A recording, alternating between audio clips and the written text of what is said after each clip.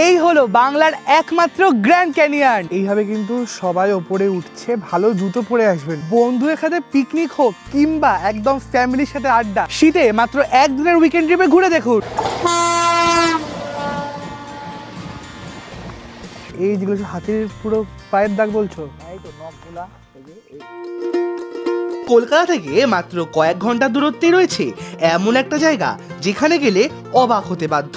সুদূর আমেরিকার মতো একমাত্র পশ্চিমবঙ্গে রয়েছে গ্র্যান্ড ক্যানিয়ন। আর শুধুই কি তাই, একদিনের ছুটি হোক কিংবা পিকনিক, জঙ্গল, লেক, 300 বছরেরও পুরনো মন্দির সহ ঘুরে দেখে নিতে পারবেন বিভিন্ন সব জায়গা। কলকাতা থেকে কিভাবে যাবেন, কত টাকা খরচা, আর যদি থাকতে ইচ্ছে হয় ক্যানিয়নের মাঝে কোথায় বা থাকবেন, সমস্ত তথ্য থাকছে আজকের এই ভিডিওতে। তাহলে চলুন শুরু করা যাক আজকের গল্প, বাংলার একমাত্র গ্র্যান্ড ক্যানিয়ন। নমস্কার বন্ধুরা, আমি সম্পদ। একেবারে সকাল সকাল উঠে পড়েছি। আজ হলো জানুয়ারি মাসের 6 তারিখ, মঙ্গলবার। এখন ঘড়ি বলছে সময় ভোর 5টা। কলকাতায় মারাত্মক রকমের একটা ঠান্ডা পড়ে গেছে। আর এই শীতে একদিনের উইকেন্ড ট্রিপে আমার গন্তব্য বাংলার একমাত্র গ্র্যান্ড ক্যানিয়ন গনগনি। আর এই গনগনি কিন্তু আমাদের পশ্চিমবঙ্গের পশ্চিম মেদিনীপুরে অবস্থিত। আজ সেখানেই যাব। আমাদের ট্রেন রয়েছে শালিমার স্টেশন থেকে। তাহলে চলুন বেরিয়ে পড়া যাক।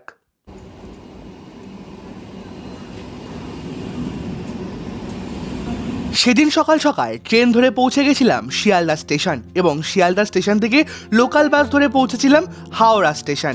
হাওড়া স্টেশন পৌঁছে সেখান থেকে টোটো করে পৌঁছে গেলাম শালিমার স্টেশন। সবেমাত্র এসে পৌঁছালাম শালিমার স্টেশনে, আর চারিদিকে কিন্তু পুরো কুয়াশায় ভর্তি রাস্তাঘাট, আর খুব ঠান্ডা। এই জন্য কিন্তু মাথায় ক্যাপ পরে নিয়েছি। যাই হোক, আজকে কিন্তু আমরা যাচ্ছি আরণ্যক এক্সপ্রেসের ট্রেন নম্বর 12885। আর একদম কিন্তু এই ট্রেনে করেই পৌঁছাবো প্রথমে গড়বেতা স্টেশন। আর আজকে আমি একা নই, আজকে আমার সঙ্গে হচ্ছে হিসেবে রয়েছে অর্ণব। তোমরা শিটংয়ের ভিডিও কেউ দেখেছো তো, ভাই কতটা এক্সাইটেড বল? অনেকটা এক্সাইটেড রয়েছি, কারণ এইরকম ঠান্ডা আর একটা অচেনা গন্তব্য প্লাস একটা ঠান্ডা প্লাস কুয়াশা, তারপরে জমে ক্ষীর নাকি একদম। তাহলে চলো যাওয়া যাক, স্টেশনের ভিতর ঢোকা যাক। স্টেশনে পৌঁছতেই দেখলাম ট্রেন দিয়ে দিচ্ছে 1 নম্বর প্ল্যাটফর্মে। আজ আমরা যাত্রা করছি 12885 আরণ্যক এক্সপ্রেসে। সময় বলছে 7:45। ট্রেন নম্বর 12885 আরণ্যক এক্সপ্রেস ছাড়লো শালিমার স্টেশন। এই ট্রেনটি সপ্তাহের প্রতিদিন রোববার বাদ দিয়ে সকাল 7:45 শালিমার থেকে নিজের যাত্রা শুরু করে, এবং বেলা 1:20 ঝাড়খণ্ডের ভোজুদি স্টেশন পৌঁছে এই ট্রেন তার যাত্রাপথ শেষ করে। এই যাত্রাপথে রয়েছে 10টি হল্ট এবং 60টি ইন্টারমিডিয়েট স্টেশন। তবে আজ আমরা একদম শেষ পর্যন্ত যাত্রা করছি না, আজ আমরা যাব গড়বেতা স্টেশন পর্যন্ত। এই ট্রেনে বিভিন্ন ধরনের সিটিং অ্যারেঞ্জমেন্ট রয়েছে, যেমন জেনারেল, 2S, চেয়ার কার। আমরা যাত্রা করছি সেকেন্ড সিটিংয়ে, যেখানে আমাদের ভাড়া পড়েছিল মাথা পিছু 110 টাকা করে। এছাড়াও সপ্তাহের প্রতিদিন 7টা কাছে থেকে সকাল 6:30টায় ছাড়ে রূপসী বাংলা এক্সপ্রেস। সেই ট্রেনে করেও আপনারা সহজে পৌঁছে যেতে পারবেন গড়বেতা স্টেশন।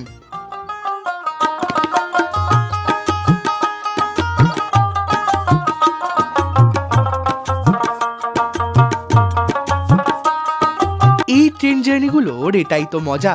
ট্রেন যতই সামনের দিকে অগ্রসর হচ্ছিল, চারিদিকের পরিবেশ ধীরে ধীরে বদলাতে শুরু করলো। চারিদিকে শাল সেগুনের জঙ্গল, সবুজের সমারোহ, আর সেই চেনা লাল মাটির গন্ধ। শালবনির ঘন জঙ্গলের ভিতর দিয়ে ট্রেন ছুটে চলেছে। কিছুক্ষণের মধ্যেই আমরা এসে পৌঁছালাম গড়বেতা রেলওয়ে স্টেশন। এই ঢুকলাম গড়বেতা স্টেশন। এখন সময় বলছে ঘড়িতে 11টা, প্রায় 22 মিনিট লেট করে আমাদের ট্রেন পৌঁছে গেল গড়বেতা স্টেশন। মানে অনেকক্ষণ পর কুয়াশা আচ্ছন্ন পরিবেশ কাটিয়ে দারুণ সুন্দর একটা আর কি সূর্য উঠেছে, আর রোদটা কিন্তু বেশ ঝলমলে পরিবেশ লাগছে। ভাই কেমন লাগছে বল? খুব ভালো লাগছে। এতক্ষণ ঠান্ডা লাগছিল তাই না বল? এই রোদটা যে গায়ে পড়ছে, উফ, শান্তি শান্তি। এই যে একদম কিন্তু স্টেশনের মধ্যে রয়েছে ওভারব্রিজ রয়েছে, একদম আমরা ওই পার হব। আমরা এখন রয়েছি 2 নাম্বার প্ল্যাটফর্মে, আর এদিকে হচ্ছে 1, আর আমরা একদম এই ওভারব্রিজ দিয়ে বাইরে যাব। দেখুন সবাই কিন্তু বাইরে বার হচ্ছে। এই ওভারব্রিজ দিয়ে নেমে দেখতে পাবে কিন্তু সামনে প্রচুর কিন্তু টোটো দাঁড়িয়ে রয়েছে। এইগুলি বুক করে কিন্তু আপনারা আশেপাশের যে লোকাল সাইট সিন সেগুলো কিন্তু সেরে ফেলতে পারবেন। আমরা আজকে এই টোটো বুক করেই এই আশেপাশের বিভিন্ন জায়গা স্পট রয়েছে সেগুলোই সুন্দর করে ঘুরে দেখবো। তবে আজকে ঘুরে দেখার আগে প্রথমে সারবো ব্রেকফাস্ট। এখানে কিন্তু একদম লোকাল একটা দোকান রয়েছে, এখান থেকে নিয়ে নিচ্ছে একদম সকালবেলার ব্রেকফাস্ট রয়েছে ঘুগনি। আর এটা কি ঘুগনি আছে, লুচি আছে। দুর্গাঙ্গ। ব্রেকফাস্ট সেরে স্টেশন থেকে একটা টোটো রিজার্ভ করে রওনা হলাম গনগনি সহ আরও বেশ কিছু জায়গা ঘুরে দেখতে।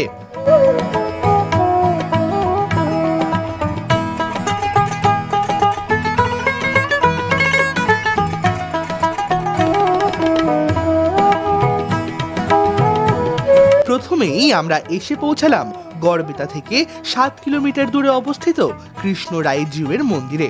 শোনা যায় এই মন্দিরটি নাকি 800 বছরেরও পুরনো।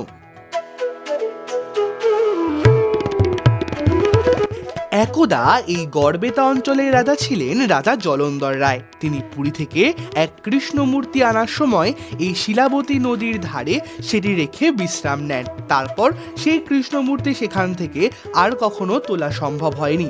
তাই জলন্ধর রায় একটি মন্দির তৈরি করে দেন এবং সেই মন্দিরই এই কৃষ্ণ রায়ের মন্দির হিসেবে পরিচিতি লাভ করে। তবে পুরনো মন্দিরটি নদী গর্ভে চলে গেলেও নতুন মন্দিরটি এখনো বিরাজমান। মন্দিরের গায়ে টেরাকোটার অপূর্ব কারুকার্যের ছোঁয়া মন কাড়তে বাধ্য।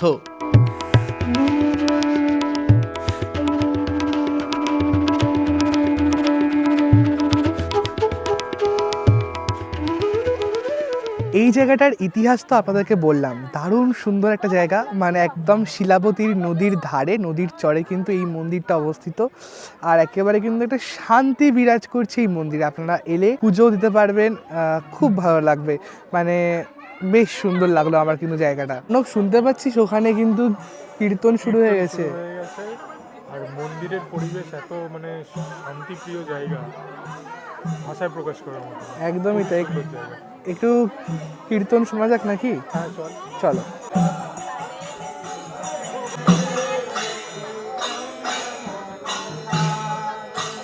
মন্দিরের পাশেই কিন্তু ভোগশালা আছে। আপনারা কিন্তু এলে প্রত্যেক দিন এখানে 60 টাকার বিনিময়ে কিন্তু ভোগ খাওয়ানোর ব্যবস্থা রয়েছে।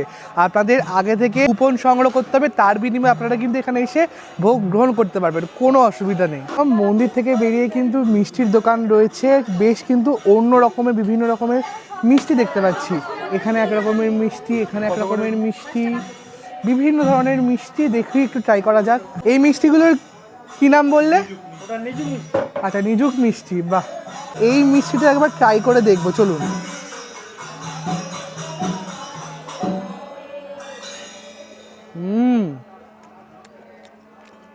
বেশ কিন্তু ইউনিক লাগলো। কৃষ্ণরায়জিউ মন্দির দর্শন করে কিছুক্ষণের মধ্যেই আমরা এসে পৌঁছালাম তার মাসির বাড়িতে। এখানেও রয়েছে আরেকটি মন্দির, যেটিও ভীষণ সুন্দর।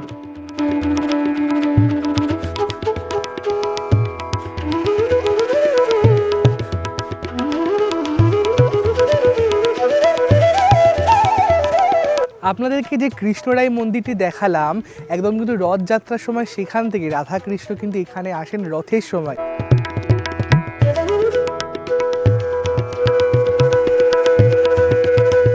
এরপর আমরা রওনা হলাম আমাদের পরবর্তী গন্তব্যের উদ্দেশ্যে। এখন আমরা যে জঙ্গলের মধ্য দিয়ে যাচ্ছি তা হলো আমলাগোড়ার জঙ্গল। চারিদিকে শাল সেগুনের সমারোহে চোখ দুটো যেন জুড়ে এসেছিল।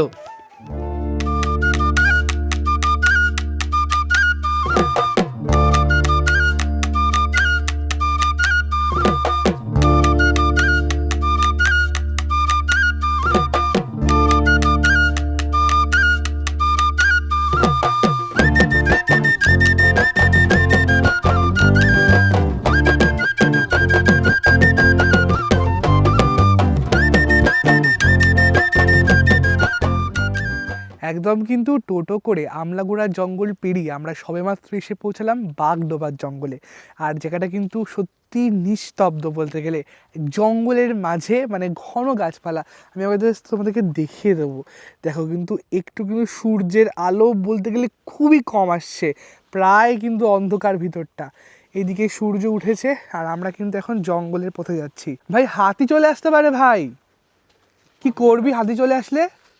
জানি না, সামনেটা দাদা যেতে বারণ করছে। আচ্ছা হ্যাঁ ওই আচ্ছা আসা যাবে, চলো এটা যাই অসুবিধা তো নেই, চলো যতদূর যাওয়া যায় যাওয়া যাক না, প্রবলেম তো নেই। বন্ধুরা আমরা এখন যে জায়গার মধ্যে দিয়ে যাচ্ছি এখানে কিন্তু হাতি রয়েছে শুনলাম আমি। আচ্ছা এই জঙ্গলটার নাম বাগডোবা কেন? আগে বাঘ ছিল, বাঘে জল খেত। বাঘ ছিল কেন, কি বলছো? আমি তো ভাবলাম এমনি হয়তো নাম হবে। না, আগে বাঘ ছিল। এই যে ক্যানিয়ন দেখছো না, গনগনি যে ক্যানিয়ন, হ্যাঁ ওই ক্যানিয়নে এত আমরা যেখানে জঙ্গল যাবো ছিল। আর কি, তাই তো? হ্যাঁ, যেখানে যাবে হ্যাঁ ওইখানে আগে আমার যে ঠাকুরদাদারা ছাগল চড়াতো, আরে হুম। বলতো ওই ছাগল মানে হেমাশাই দিন ছাগল একটা করে দুটো করে নাই হয়ে যেত, তখন ওই জঙ্গলে বাঘ থাকতো। ক্যানিয়নে তখন কেউ তো নামতোও না, হ্যাঁ। নামা যেত না, কেউ আসতোও না। মানে এই জঙ্গলে এখানেই বাঘ জল খেতে আসতো? হ্যাঁ, এখানে থাকতো, তখন তো এত জনবসতি ছিল না। আচ্ছা আগে বাঘ ছিল দুটো, তার মধ্যে একটা মেরে দিয়েছিল, মেরে দেওয়ার ও। পরে তারপরে একটার আর খোঁজ পায়নি, তারপর থেকে আর বাঘ এখানে থাকে না। বাঘ থাকে না, আচ্ছা মানে আগে থাকতো বলতে। তবুও এখনো মাঝে মাঝে চলে আসে।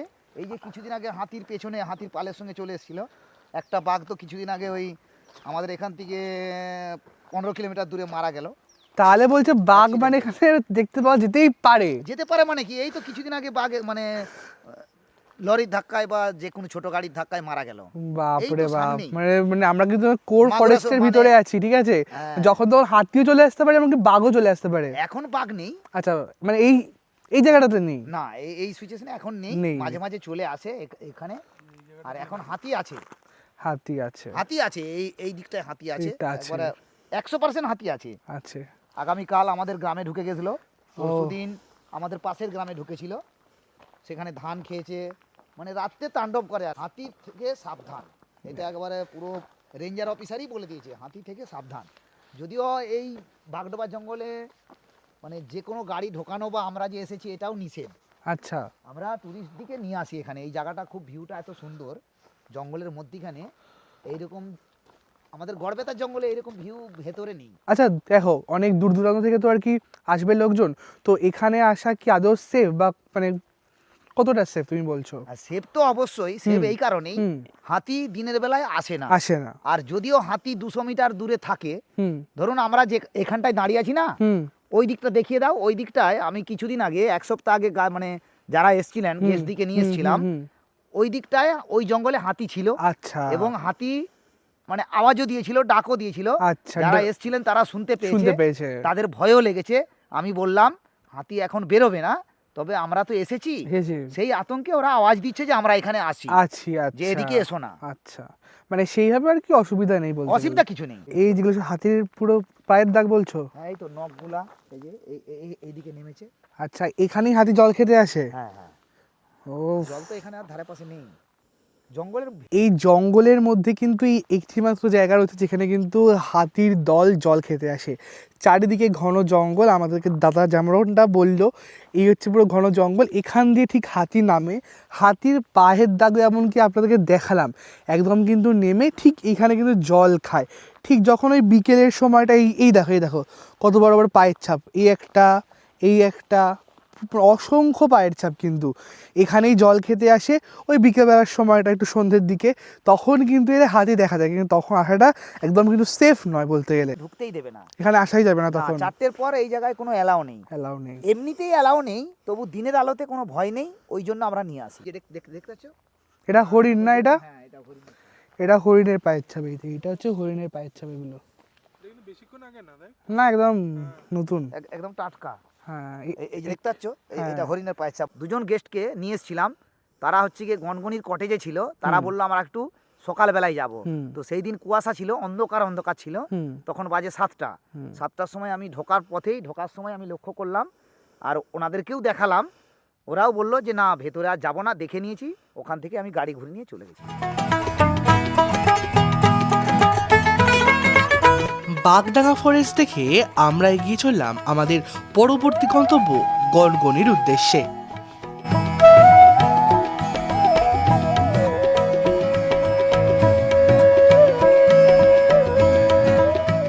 অবশেষে এসে পৌঁছালাম আমাদের বহু প্রতীক্ষিত সেই জায়গা, একদম কিন্তু আমেরিকার মতো অ্যারিজোনাতে যেরকম গ্র্যান্ড ক্যানিয়ন রয়েছে, এই বাংলার বুকেও কিন্তু রয়েছে সেই ক্যানিয়ন, একদম কিন্তু সেইভাবে নদী খাতে তৈরি এই গ্র্যান্ড ক্যানিয়ন।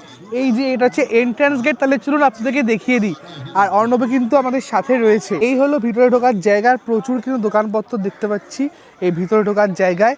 আর এখানে কিন্তু আপনারা আসলে কিন্তু স্টেও করতে পারবেন, সেটাও আমি ভিডিওতে দেখাবো যে এখানে এলে আপনারা কোথায় স্টে করতে পারবেন, মানে একটা রাত আপনারা থাকতেও পারবেন।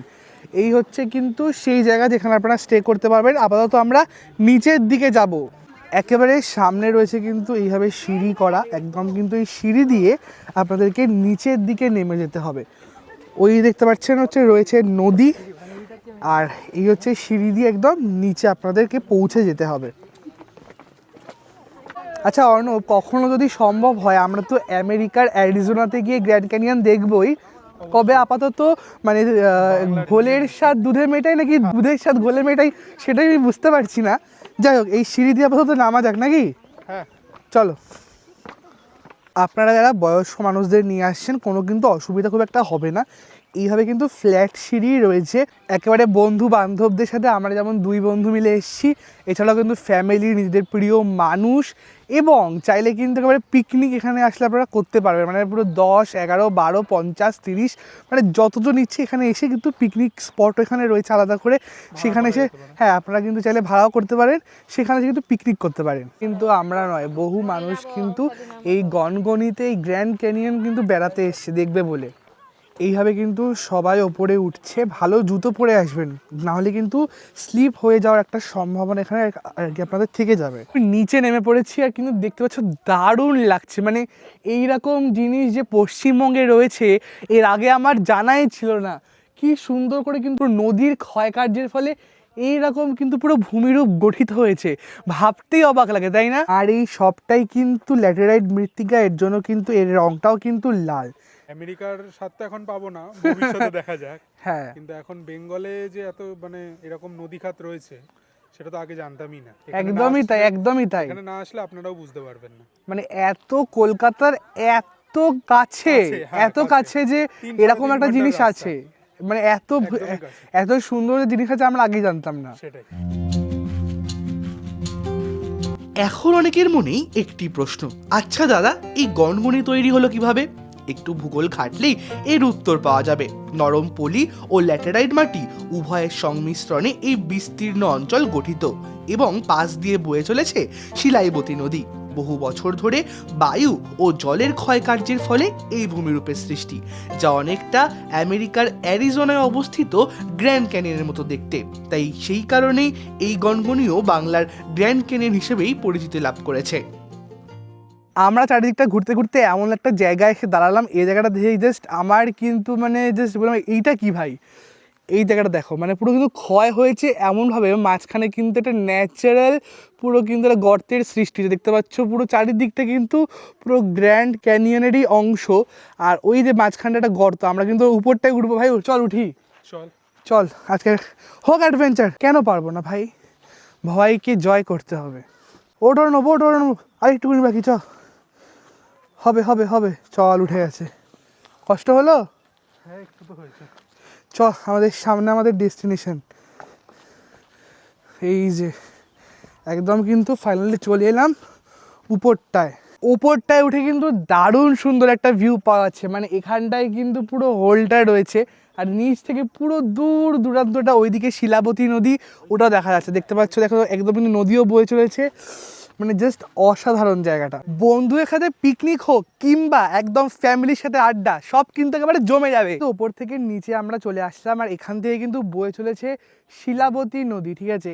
এই নদীটা কিন্তু যেহেতু বর্ষার জলে পুষ্ট, এর জন্য কিন্তু এখন একদমই জল নেই বলতে গেলে, একদম একদম অল্প জল রয়েছে এখন যেহেতু শীতকাল। এই জায়গাটা কিন্তু একদম শান্ত, নীরব, উন্মুক্ত প্রাকৃতিক পরিবেশ, সাথে সূর্যাস্ত কিন্তু দেখতে এখান থেকে দারুণ লাগবে। নিচ থেকে ওপরে চলে আসলাম, নিচটা কিন্তু দারুণ সুন্দর লাগলো। আর এখানে কিন্তু ভাতের হোটেল রয়েছে, দেখতে পাচ্ছ এখানে একটা রয়েছে, এখানে একটা রয়েছে, এরকম লাইন দিয়ে কিন্তু বিভিন্ন রেস্টুরেন্ট, হোটেল, ভাতের হোটেল যাই বলো না কেন রয়েছে। তো এখান থেকে কিন্তু আমরা আজকে লাঞ্চ সারবো, ঠিক আছে। আজকে যেহেতু এখানে কোনো রেস্টুরেন্ট নেই, এরকম টাইপেরই কিন্তু হোটেলগুলো থেকে আজকে আমাদের লাঞ্চ সারতে হবে। তাহলে চলো এর ভিতরে ঢোকা যাক। এই যে রয়েছে মা তারা সামন্ত হোটেল অ্যান্ড রেস্টুরেন্ট, বা বেশ সুন্দর দেখতে পাচ্ছি। চা বিস্কিটও কিন্তু দেখতে পাচ্ছি পাওয়া যায়, জি ভাত সমস্ত রকমের খাবার দাবার অ্যাভেলেবেল থাকে, তাই তো? কি কি রয়েছে একটু মানে একটু বলে দিলে ভালো হয়। প্রথম কাগজি নেবু, আচ্ছা, লবং, হুম ভাজা, হুম শুক্তো, হুম। আর মাছের মাথা দিয়ে পুঁই কাটা দিয়ে হ্যাঁ। মুড়ো দিয়ে একটা তরকারি। যেমন ভেজ থালি, চিকেন থালি, এগুলোর কি প্রাইস রয়েছে? 120 টাকা। আচ্ছা মাছ খালি দেশি রুই মাছ আচ্ছা 80 টাকা। হুম আর সবজি ভাত হচ্ছে 50 টাকা, ডিম ভাত হচ্ছে 65 টাকা। আচ্ছা, তাহলে আমাদের দুটো চিকেন থালি দাও, ঠিক আছে? আচ্ছা দিচ্ছি। একদম একদম কিন্তু চলে এসছে চিকেন থালি। ফটাফট অর্ডার করতেই দেখতে পাচ্ছ রোদুতে সাদা গরম গরম ভাত রয়েছে, ডাল রয়েছে, আলু ভাজা রয়েছে, লঙ্কা রয়েছে, একটা পেঁয়াজ রয়েছে, লেবু রয়েছে, আর সাথে রয়েছে হচ্ছে মাছের মাথা দিয়ে হচ্ছে পুঁই শাক আর শুক্তো রয়েছে। আর এখানে রয়েছে কিন্তু গরম গরম চিকেন কষা। মানে আজকে একদম জমিয়ে কিন্তু এই গনগনেতেই হবে লাঞ্চ। বেশ সুন্দর। আর এই হলো হচ্ছে চিকেন। ও ওই রাজভোগ দুর্দান্ত।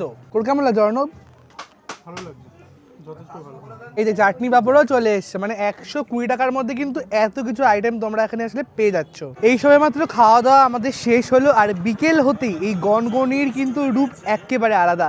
চারিদিকে কিন্তু বিভিন্ন ধরনের স্টল বসছে, বাচ্চাদের জন্য খেলনা বিক্রি হচ্ছে, একেবারে কিন্তু মানে একেবারে গম গম পরিবেশ বলতে গেলে। মানে এই শীতে পরিবার সহ এখানে আসলে দারুণ মজা করতে পারবে। আর পার্কিংয়ের কিন্তু কোনো অসুবিধা হয় না। এই সাইডে কিন্তু বাস পার্কিংয়েরও জায়গা রয়েছে, বড় 4 হুইলার পার্কিংয়েরও মানে বেশ বড় সড়ো জায়গা রয়েছে। বিভিন্ন ধরনের স্টল বসছে, সবাই কিন্তু এনজয় করছে, আইসক্রিম থেকে শুরু করে কুলফি সমস্ত কিছু। এবার অনেকের মনেই প্রশ্ন, দাদা আমি তো যাচ্ছি একদিনের জন্য, তবে আমার ইচ্ছা আমি এক রাত এখানে থাকবো বা এক রাত থেকে জায়গাটা উপভোগ করে দেখবো, তো তাদের জন্য কি অপশান রয়েছে? তো তাদের জন্য বলে রাখি, একদম কিন্তু সামনেই রয়েছে এই গনগনি রিসর্ট, দারুণ সুন্দর। চলুন ভিতরে ঢোকা যাক, আপনাদেরকে রিসর্ট একটু দেখিয়ে দিই যে আপনারা এখানে আসলে কোথায় থাকতে পারবেন। এই রিসর্টে কিন্তু পার্কও রয়েছে, পার্কে কিন্তু আর কি এন্ট্রির জন্য এখানে রয়েছে টিকিট কাউন্টার। এই যে গনগনি রিসর্ট কিন্তু গড়বেতা লেখা রয়েছে। তাহলে চলুন টিকিটটা কাটা যাক। আর এমনি পার হেড কিন্তু মাত্র 5 টাকা করে, খুচরো হবে না, তাই তো? দাও মানছি, দাও। যাই হোক, চলো মানছি নিয়ে এখন ভিতরে ঢোকা যাক।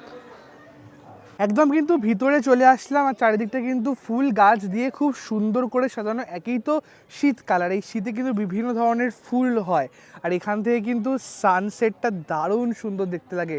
আর আপনাদের রিসর্ট বলছিলাম, দেখুন এখানে একটি রিসর্ট রয়েছে, ওইদিকে কিন্তু রিসর্ট রয়েছে। তো বিভিন্ন ধরনের কিন্তু ফেসিলিটি তোমরা আসলে এখানে পেয়ে যাবে।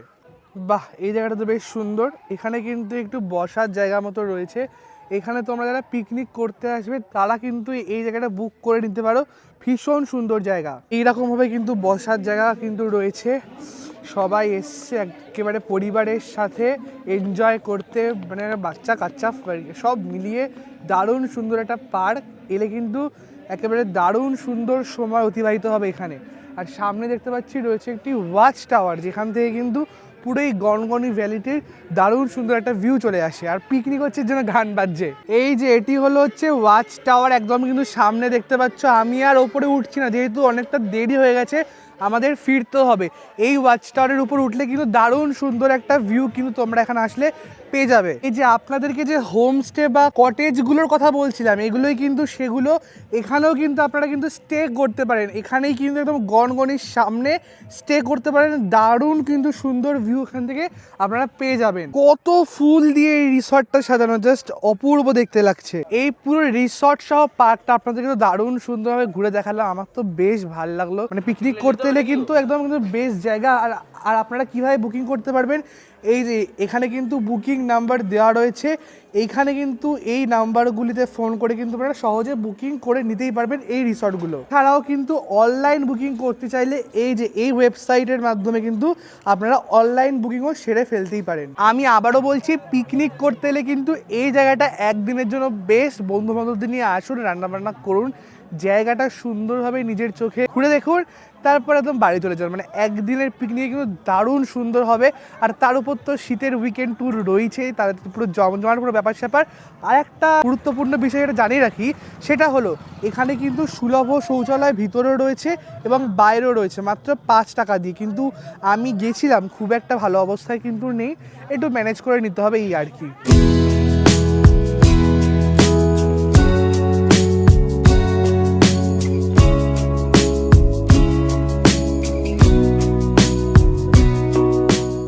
এখন আমরা যেখানে এসে দাঁড়িয়েছি এটা কিন্তু সানসেট ভিউ পয়েন্ট, দারুণ সুন্দর একটা এখান থেকে সানসেট দেখা যায়। আমরা তো গনগনিটা খুব সুন্দর করে ঘুরলাম, কার সাথে ঘুরলাম, এই যে সিধুদা আমাদের সাথে কিন্তু রয়েছে, যিনি কিন্তু আমাদেরকে এই গনগনিটা খুব সুন্দরভাবে, মানে কিন্তু যতগুলো সাইট সিন আর কি আছে সমস্তটা কিন্তু খুব সুন্দরভাবে বুঝিয়ে টুজিয়ে কিন্তু আপনাদেরকে পুরোটা গাইড করে ঘুরিয়ে দেখালেন। তো আমি সিধুদাকে আর কি একটু বলতে বলবো এখানে আসতে গেলে কি কি করতে হবে আর ভালো করে ঘুরে দেখতে হলে কি কি মেনে চলতে হবে। যদি সবগুলো দেখতে চাও আচ্ছা। তাহলে অবশ্যই রূপসী বাংলায় আসার চেষ্টা করবে। আচ্ছা, রূপসী বাংলায় না এলে তাহলে কিন্তু পুরো সাইড সিনগুলো দেখা যাবে না। দেখা যদি যাবে না। আরণ্যকে আসো তাহলে কিন্তু রূপসী বাংলায় যেতে হবে। আর মোটামুটি কতগুলো সাইট সিন আছে সব মিলিয়ে? আমরা সব যেগুলো মিলিয়ে 7টা। সব মিলিয়ে 7টা নাম বলে দিচ্ছি: ইষ্টরাইজির মন্দির, হুম বাগডোবার জঙ্গল, হুম বারশিব মন্দির, হুম সর্বমঙ্গলা মন্দির, হুম চামুন্ডা কালী, আচ্ছা ভদ্রেশ্বর কালী, হুম ক্যানিয়ন। এই সবগুলো নিয়ে আমি 800 নিই। আর যদি আচ্ছা। কৃষ্ণরাইজির মন্দির বাদ যায় তাহলে আমি 500 নিই। আচ্ছা, তো আমাদের যারা 4 জন ভিউয়ার্স, পর্যন্ত এটা আচ্ছা পাওয়া আচ্ছা, মানে এই রেটটা তুমি মানে পুরো ফিক্স তো? একদম ফিক্স। এই ভিডিও যে দেখে আসবে মানে এই রেটটা ফিক্স থাকবে তো? একদম একদম একদম, মানে তোমরা কিন্তু 800 টাকায় 7টা কিন্তু তোমরা স্পট পেয়ে যাচ্ছ। এই যে সিধুদা রয়েছে আমাদের কিন্তু স্পট শুধু গিয়ে যে আমি দিলাম এরকম কিন্তু ব্যাপার নয়, মানে পুরো তার হিস্ট্রি মানে সমস্তটা এক্সপ্লেন করছি, যেটা আমার সবচেয়ে ভালো লাগলো পার্সোনালি। যাই হোক, আমি কিন্তু স্ক্রিনের উপর ফোন নাম্বার দিয়ে দেবো, তোমরা কিন্তু সিধুদার সাথে কিন্তু খুব ভালোভাবে এই গঙ্গনিটা ঘুরে দেখতেই পারো। বিভিন্ন মন্দিরের বিভিন্ন ইতিহাস, কোথাও বা হতো নরবলি, আবার কোথাও হয়েছিল বকাসুর বধ। এরকমই কয়েকটি মন্দির যেমন ভদ্রেশ্বর কালী, চামুন্ডা কালী, সর্বমঙ্গলা মন্দির ও বারশিবের মন্দির ঘুরে আমরা সোজাসুজি চলে গিয়েছিলাম গড়বেতা স্টেশনে, যেহেতু আমাদের ট্রেন ছিল। এই মুহূর্তে রয়েছি গড়বেতা স্টেশনে, আর আমাদের ট্রেন আসছে 12884 রূপসী বাংলা এক্সপ্রেস। এই ট্রেনে করে আমরা হাওড়া স্টেশনে পৌঁছবো। ট্রেন কিন্তু ঢুকছে। আপনাদের কেমন লাগলো আজকের ভিডিও একদম কিন্তু জানাতে ভুলবেন না, আর কমেন্ট করতে ভুলবেন না। দেখা হবে আরও নতুন নতুন এরকম উইকেন্ড ট্যুর। ততদিন সুস্থ থাকবেন, ভালো থাকবেন। Thanks for watching.